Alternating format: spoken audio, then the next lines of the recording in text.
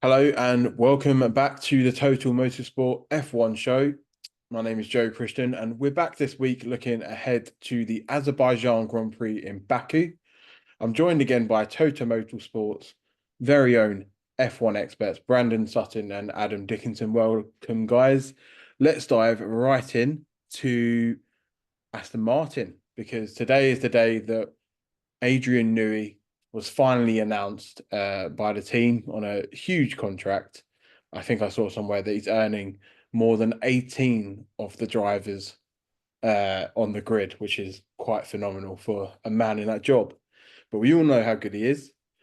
Now, for the team, this is a momentous day because they've beaten Ferrari to the signing of, the Red Bull Supremo. And at the news conference, he said he saw Fernando Alonso as an arch enemy during his career because he worked for Red Bull, and obviously Alonso drove for Ferrari and McLaren.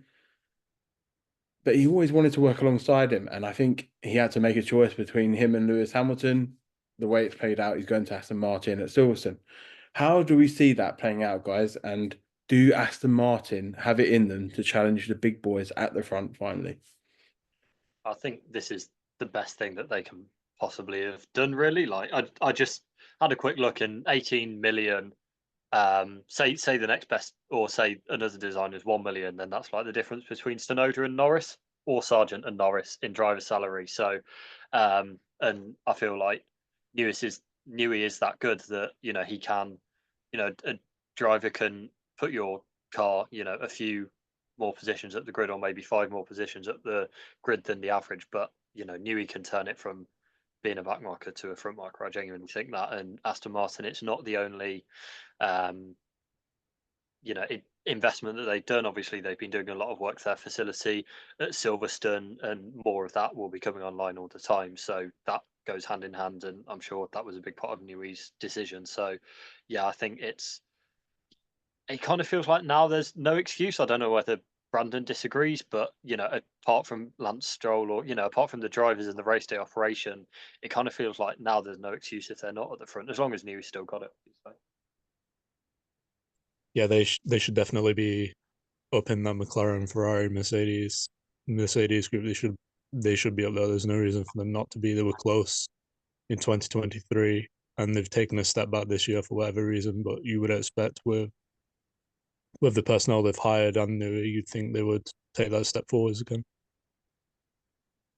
Yeah, I think Fernando Alonso was regularly challenging Red Bull, or at least getting on the podium earlier in that season. But it kind of fell away when the other team started developing their cars. And then you've got the question of Lance Stroll, is he really good enough to be in that team if they want to be competing at the front? But then obviously you look back in, in the past at F1, Stroll was getting podiums in a Williams. And again, this is before they went downhill. So there's plenty of questions left up in the air. And I guess the main one will be is that Aston Martin in 2026 will be really looking to, solidify themselves as a, maybe the fourth or fifth team, as you could say, that are capable of competing for that title. I mean, the money that Lawrence Stroll has thrown at this project is massive, as shown with the salary that Adrian Newey is getting. I mean, it's a huge project, a lot of pressure on him as well. The problem with predicting for 2026 right now is the regulations are going to be so different to what we're currently dealing with, and is shifting back to an engine formula again. So Aston Martin are losing their Mercedes engine, they're going to Honda. And if Mercedes turn up with a power unit that's anywhere near 2014, it doesn't matter. We already saw this with Red Bull. It doesn't matter how good Newey is. You're losing that much time in the straights. There's nothing you're going to be able to do about it. Is that something you agree with, Adam? Yeah, that is, I guess, something that I glossed over. But yeah, I mean, for Aston Martin, obviously, I guess we don't know the full reasoning behind it, but it does feel like a massive, the kind of further and further, or closer and closer we get to 2026, the bigger a risk it seems. So yeah, I guess that is the other limiting factor. But it's also, how long is he going to get to work? Well, I think the two kind of questions that we may get to know sooner than 2026 is how long will he get to learn, or how long will he get to work with Fernando Alonso? Because, you know, I do, as fantastic as he still is, you know, he is getting older, and I don't know, you know, how long he will be a kind of level of being, say, a top half driver or a top 8 driver on the grid, and then, you know, what happens with Lance Stroll as well. But yeah, I think, you know, it's certainly a lot better to be going into a regulation change with Newey than without. I think that's an interesting question about Alonso, because I think he's 43 now. It's been a good 18 years since he's actually won a world title. Obviously, we had 2012 where he came very close in the Ferrari. I guess the main point I'm trying to make there with Alonso and Newey is that we know that he can be very demanding, Alonso, you know, in terms of the car he wants to compete. And if he doesn't get that, he's very vocal on the radio about it. And I just kind of wonder if this new appointment is going to change the dynamic at Aston Martin, whereby he's no longer the top dog, the biggest name.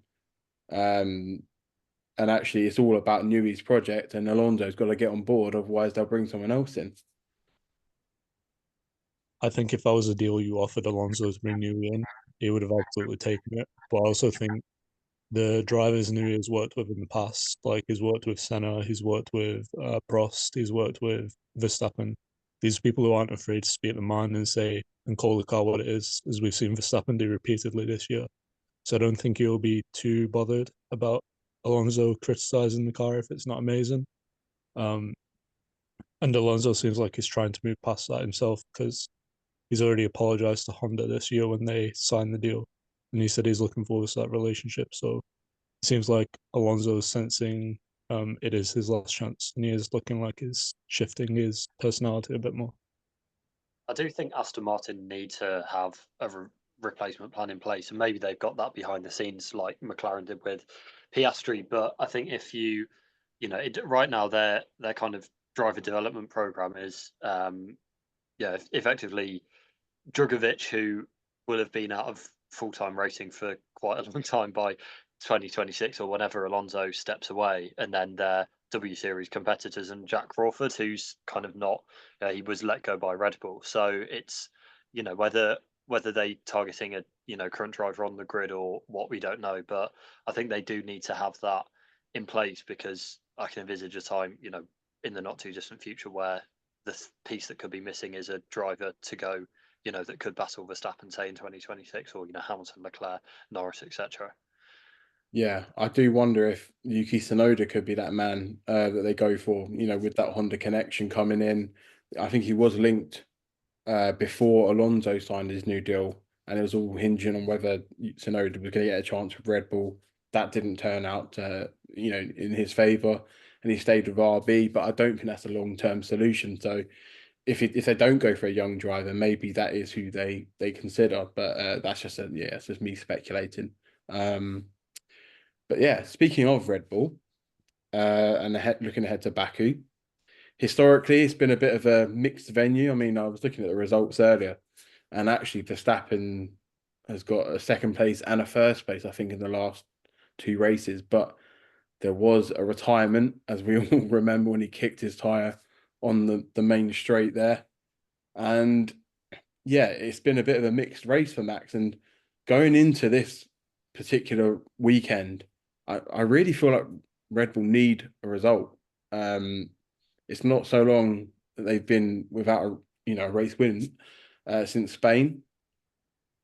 I mean, they need a response after Monza, if not just to keep Max happy, right?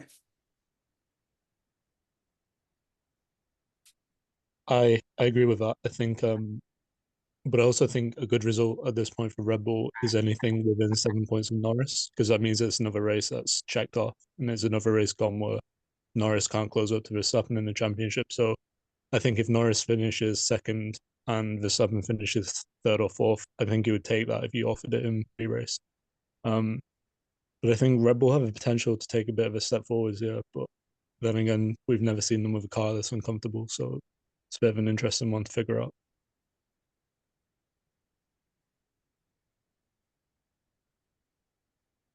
Yeah, I think certainly for Red Bull, obviously it could be another case of Monza because there's big long straights to navigate, as well as the sector two, which is a lot more dynamic and slow corners. So I mean, obviously we saw Red Bull didn't quite have the power to really compete at the front. I just wonder again if this is going to be another race where Ferrari, Mercedes, McLaren really flex their muscles and Red Bull are left wanting a little bit behind again. And obviously, this is one of the tracks where Sergio Perez does well. So, could we actually see a scenario where Perez finishes ahead of Max Verstappen this weekend? Yeah, well, he was, yeah, he did genuinely outperform Verstappen in 2022. It's kind of probably the best Perez drive ever. But the problem they've got is that Zandvoort and Monza are kind of pretty polar opposite tracks, and they've been roundly beaten by McLaren on both. So it's kind of like there's not.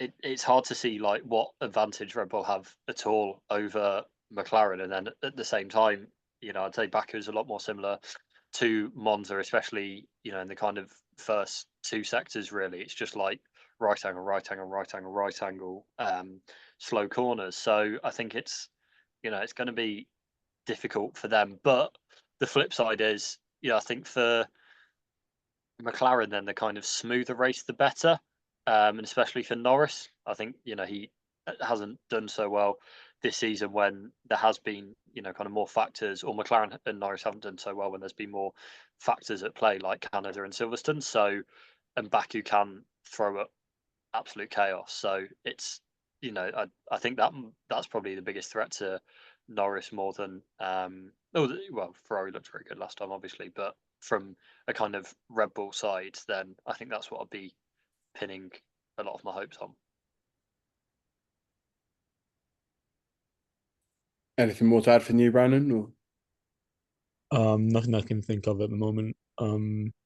Yeah, I just think if there is a situation where Perez needs to give up points, that radio message is going to come through before he can even realize the position he's actually in. So, it could be a damage limitation race for Red Bull, but if it does come to that, I don't think anyone in the team will have an issue with telling Perez to get out of the way to let Verstappen through, including Perez himself.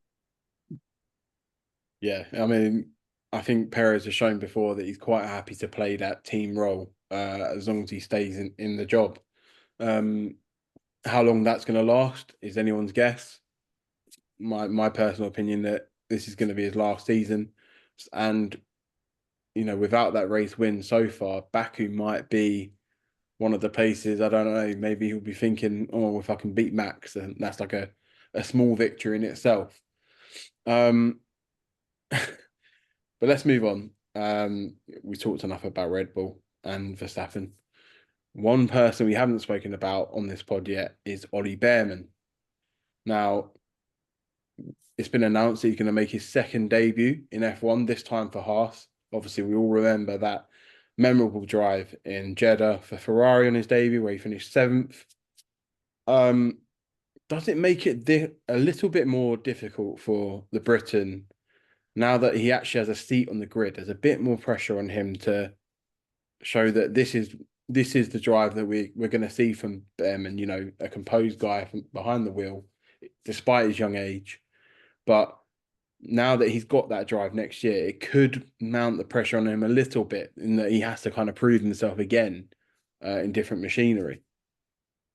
I think for me, it's less because the drive has been announced. Then I think there's probably less pressure because before, we've seen, even though he was very highly touted and he was a Ferrari junior and they have the links to teams down the grid, then, we've seen this massive backlog of, really talented championship winning drivers who've not been able to get, a step up. And, Schwartzman and Drugovic and Porsche now banging on the door, and there'll be more, there's tons more out there. So I think for Jeddah, it was really, this could be your make or break moment. Whereas I think now, because he's got it down, then it's just an opportunity for him to learn and, to then learn lessons to take into preseason testing and start of next season, about doing a race weekend with Haas. And I think for him, it's just that advantage. And equally, if it hadn't been announced yet, then because his stock was so high after Jeddah, then it would be a real, potential concern, because if he has a bad race, then it could make teams think twice. But I assume his contract is watertight enough to survive one bad race. So I think for him, it's kind of, I think, a free hit to just gather what he can and put himself in the best position to succeed next year. I think only he will know, because it could go either way, really. He could feel the pressure knowing that he could feel like he has to prove himself to the team. But otherwise, like Adam's just said, he knows he's got a job for next year, and it would be one of the most insane stories in F1 if he was fired because he had one bad race in the standing.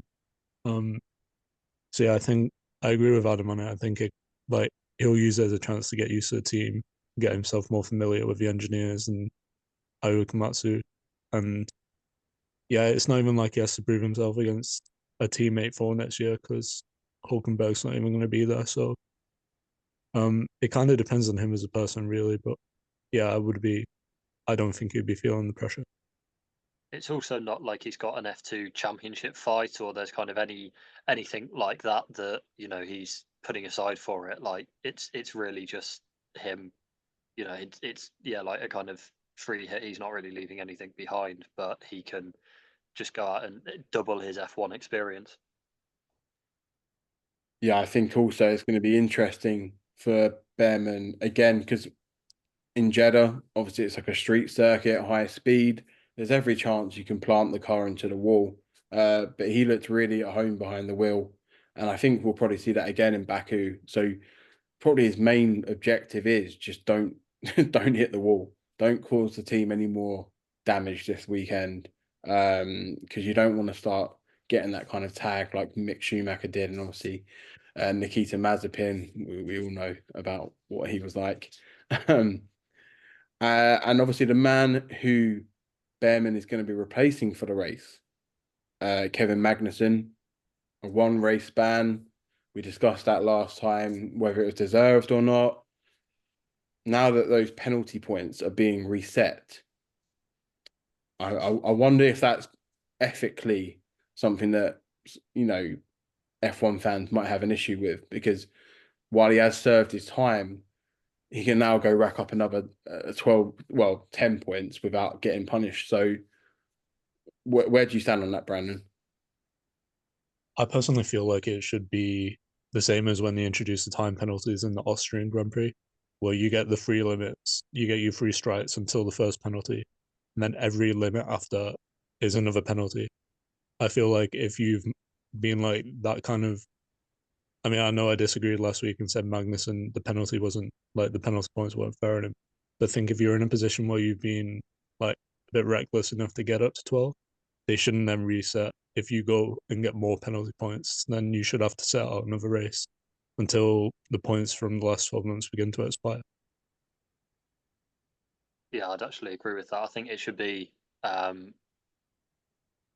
kind of rolling thing. I mean, I guess you'd have to like maybe take off like the last points or the very first points that he took in this span to get him like back off the top number. But yeah, I think it's, especially because even though he might, he could still get a seat for next season, but it feels unlikely. And so he's got like 7 races or however many races left in the season to get all the way up to 12. And we've seen how he races, how he raced at Zandvoort, how he raced at Jeddah. If he thinks it will benefit the team, then he can be quite overly aggressive in defense. So yeah, it is maybe a flaw in the system, but I guess equally the drivers won't want any more jeopardy, because missing a race is still a massive thing, obviously not happened in a very long time. But I don't think Magnussen's worried about missing the races, because last week when he was talking about being given the penalty points, it was the nature of being given the points that he was complaining with. It wasn't the fact that he was banned. So I don't think he minds if he has to sit out. Well, I don't know, because like if you're an F1 driver, that's your bread and butter, isn't it? That's what gets you up in the morning. And obviously, yes, there's the other small part of the £1 million in the remuneration, but certainly like these guys are racers. They need that sort of adrenaline like on a weekly basis. And I feel like even though Magnussen's had his time out of the sport, he still came back. He still had that kind of thirst. And if it is going to be the case where he's not going to get another drive, which looks likely, surely he wants to be in behind the seat as much as possible before that happens. Yeah, it's a weird, for someone who's potentially only got 7 races left. It is a kind of weird stance to not, well, or would have 8, and it's a weird stance to lose an 8th of that and not be that bothered. But in general, he did not much seems to phase him really. So maybe this is just part of that. Yeah, I think it kind of depends on what he's valuing really. If he values getting the points to like help the team and stuff, then which he seems like he does, because he seems like he's pretty much willing to do anything if it'll get him 10th. And then I think he wouldn't mind too much if he brings a few points home to sit out a race. If it was like his second to last one or like his last one, then I think it would be different. But I think right now, because the seasons are so long, it still feels like he's got a bit left in the tank. There's still 7 Grand Prix and 3 sprint races to go, so he's got 10 races really. I do find it funny that it's taken him the entire season to catch up to Bearman after Bearman's won point scoring race in Saudi Arabia, and then as soon as he's drawn level with him in the championship, then he has given Bearman a chance to extend that again. That's a great point, actually, to be fair. I mean, Bearman, but Magnussen's not the only one who's been outscored by Bearman, of course. But yeah, in the same, considering they're going to be teammates, that's quite embarrassing for the Dane. Now, speaking of teams not scoring points, I'm afraid there were some terrible statistics about Sauber that came out this week in terms of pit stops. They're averaging over 6 seconds a stop, according to F1's graphic that came out on social media the other day. And all the other teams are firmly in the 2 to 3 seconds. And I couldn't believe that when I read it. How can you be so terrible on a consistent basis? I think if I remember right, they suffered like quite a few bad ones at the start of the season. Like I think both Joe and Bottas suffered like 30-second pit stops in Bahrain. So it seems like this 6-second average has really been rugged up from the start of the season. And I think Bottas came out and said they're using equipment that's even too old for pit stops. So I don't know whether it's kind of like a practice thing in the team and they're not like I'm not focusing on it, or it's like a bit of a skill issue, or if the equipment is just that outdated that it's glitching and it's breaking every now and then. But from the start of the season, it does seem like it's a lot better from the start of the season. But yeah, it's still not a good look if it's 6 seconds. They did introduce kind of newer parts, I think, for the wheel nuts. They changed how they were doing it, like whether it was to make them white, lighter, or a different design, or what. But so, and I think especially early in the season, it was that either the rest of the equipment wasn't gelling with that, or there was some issue with the wheel nuts. So, but it's a long old season, and to not be on top of that 6 months later nearly is pretty, in such a fast paced world as F1 is not a good sign. And it is, like Rand said, it will have been skewed from the early season, but for it to be still at 6 seconds is it's not good. And it is costing them, but also it's probably costing them positions. But they have also been just largely terrible around this year. Yeah, I think obviously they're the only team in the constructors who haven't scored a point yet, and that's surprising considering how they got Bottas, who's a driver with a lot of experience, but even him, I still think Bottas has past his expiration date at the moment. And as for Joe Krishnan, I'm never terribly impressed when I watch him race. I have to say, there's nothing that he does that really excites me. It just kind of feels like next year is going to be a complete, wipeout, I guess, of what we saw from Sauber this season when Audi start to reintegrate. You've got Mattia Binotto there, and I guess that's going to have some influence on their driver pairings for next season because we've already got Nico Hulkenberg coming in.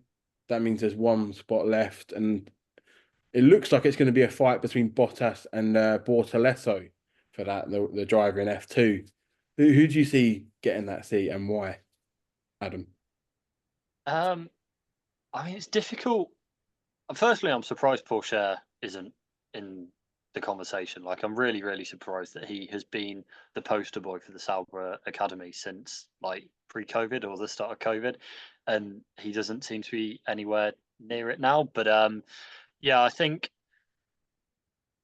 Bortoleto, he came to obviously Europe from, he is Brazilian, and he came to Europe from Brazil and kind of had an okay but unremarkable first few years in Europe, and then kind of came from left field to win the F3 Championship last year, and is now battling with Isaac Hadjar of Red Bull Junior Team fame for the F2 Championship. So he's really kind of stepped it up in the last few seasons, and I think if he can continue this championship fight until the end of the year, then I think he's got a really fantastic chance to get it, because it's, you know, I think maybe people sometimes underestimate how difficult it is to come from another continent, be that Asia or Australia or South America, to then come to Europe and, you know, be completely on your own effectively and have to build up your career from there. So I think now he's kind of got his feet on the ground a bit, then we've just seen him skyrocket. So I think if he can carry on, then he's just going to heap more and more pressure on Sauber to, you know, get him into a seat. But at the same time, I also think Daniel Ricciardo shouldn't be counted out. He, you know, he obviously is vastly experienced, and I know they've got that with Hulkenberg, but it's a different type of experience, really. And yes, he's been outperformed by Sonoda, but I still think he'd be, you know, at least a step up from Joe. Not sure about Bottas, because it's just so hard to evaluate Bottas in that Sauber, and Bortoleto would be a bit more of a risk. So, and he's also not a Sauber driver, so, or, you know, there's maybe not that motivation, you know, from, say, the angle that Alpine had promoting Doohan. So I think, you know, it is open between all three, but I think Bortoleto probably has the most onus on him to really stake a claim to the seat, in my opinion. Yeah, I think it'll be Bortoleto as well. I don't want Bottas to lose his seat purely because he's done nothing wrong in his time at Sauber. Like, he's always had the beat in him show. When the car was capable of points in 2022, he was delivering them. He was even getting points last year. Like, he had that really good qualifying in Mexico. I think he was fifth.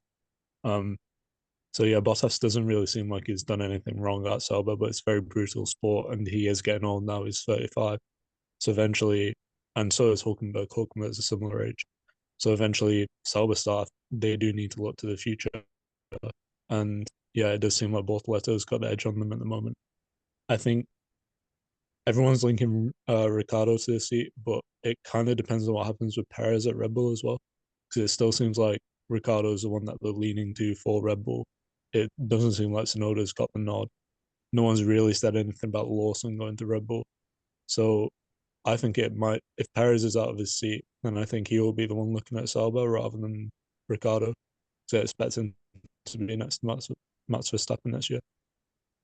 I think that would be such a poor decision for Red Bull. I don't think there's anything to suggest Ricciardo would be better than Perez in Red Bull.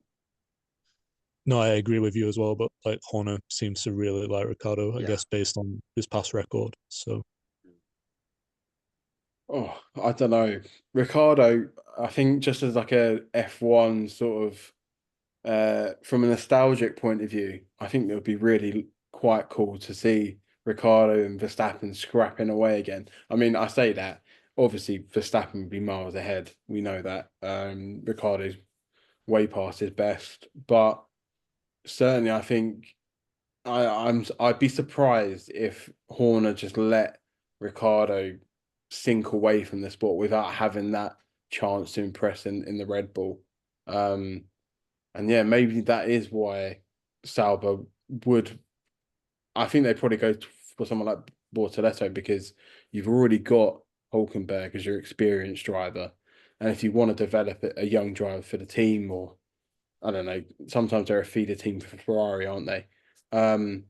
It could be the case that you want that sort of old and young pairing to sort of, bounce off each other, I guess.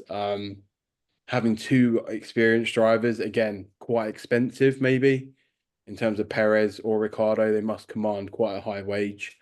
And maybe that's something Audi will be looking to avoid, because it looks like Sauber are going to finish not 10th or 9th at best in the constructors. So, yeah, I think it could be a case of Bortoleto getting that seat, and no one could really begrudge him that, considering how he's raced in F2.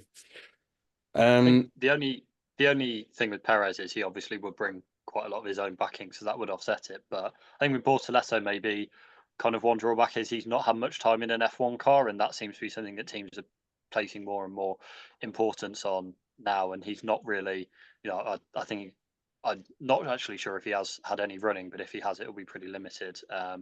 So I guess that's maybe the only drawback.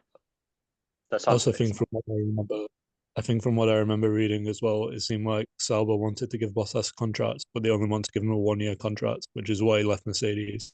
So it seems like Bottas is looking for a multi-year deal rather than a 1-year thing, and that's a hold-up at the moment. That's why he might lose his seat. I think Bottas would be better off setting up his own Australian budgie smudger company at this point, because he seems, with all the adverts he's been doing, he's a bit of a hit in Australia now. So that's where I kind of see. I can't really see him continuing next year at all. I think that'll be it. But it's all all still left to be decided, and we'll see in the coming weeks. Now, we're on to the next race in Baku. Let's get some predictions. And it could be a really exciting race, because there's 3 or 4 teams that are in the mix for the win. Adam, let's start with you. Can McLaren do it again? Or is it going to be Ferrari, Mercedes, maybe even a Red Bull win against the odds? And I never thought I'd say that. I think it's still McLaren's race to lose. I think with Baku, we've seen it can be incredibly exciting or incredibly boring. There doesn't really seem to be much in between. And yeah, I think if it's if it's a straightforward race, McLaren should win. And whether kind of how they decide who they want to win with, or if they get the chance to decide who they want to win with, then that'll be one thing. But I think then if it's if it's not the case, if it is a more jumbled race, then it will I think then Ferrari and Mercedes do come into play. I think Red Bull, Verstappen maybe, but I think quite a lot will need to go right unless they can bring substantial upgrades. How about you, Brandon? I'm going to say Ferrari 1-3. I think Leclerc will take pole again. He seems like he's very good at this track. Ferrari always had good mechanical grip at this track, and they're a lot closer than they have been in previous years when he's still been taking pole. So I think Norris will be second, and then I think Sainz will complete the podium, just because I think his experience will give him an edge over Piastri around Azerbaijan, because this is still Piastri's second season at Azerbaijan in an F1 car, and it's very intimidating track because of how close the walls are, and if you have a moment on the exit of a corner, you could easily just break your wheel. So yeah, I think Ferrari 1-3. I think Mercedes will be fighting Red Bull. Oh, it's quite an interesting prediction there. I think I'm going to have to go with a McLaren win, and I would probably pick Lando Norris just to make things a bit more exciting in the title race. I think Red Bull also won't finish on the podium this weekend coming, because they just don't have that straight line speed, and I never thought I'd say that. The power unit's just not delivering at the moment, and yeah, so I think it could be one of those, another disappointing weekend for them. Don't sleep on Mercedes either. We've seen what Lewis Hamilton can do, although last year they finished 6th and 8th in the Baku circuit. Yeah, I would have to put my money on Norris and Piastri scrapping it out again, although let's just hope those papaya rules have been ironed out, because God knows we don't need another weekend of that. I think the problem with Red Bull, I think the problem with Red Bull as well is if the balance of the car is off, like I said, with Sainz having a bit more experience, if the balance of the car is off, that's going to affect your confidence as well. And how can you go into a 90-degree corner if you're not even sure what the car's going to do on the entry or the exit, with barriers right there as well? So I think for all of Verstappen's talent as well, I'm not really sure he'll be able to fight for pole or the win, just because he's not going to have that belief in his car. Yeah, and also I think if there's ever been like a more nailed on prediction, it's that Esteban Ocon and Pierre Gasly are going to have like one last final scrap for old time's sake, surely. Because there's going to be some qualifying thing. There's been a few qualifying things with Ocon where he thought he had the chance to get the lap in and they said no or stuff like that. So I can predict something like that happening again. Excellent stuff, guys. Well, thanks very much for joining me this week. That's all about we have time for today. Thanks to Brandon and Adam for joining me. And don't forget to subscribe and tune in again next time. We hope you enjoyed the race in Baku. Goodbye for now. Bye.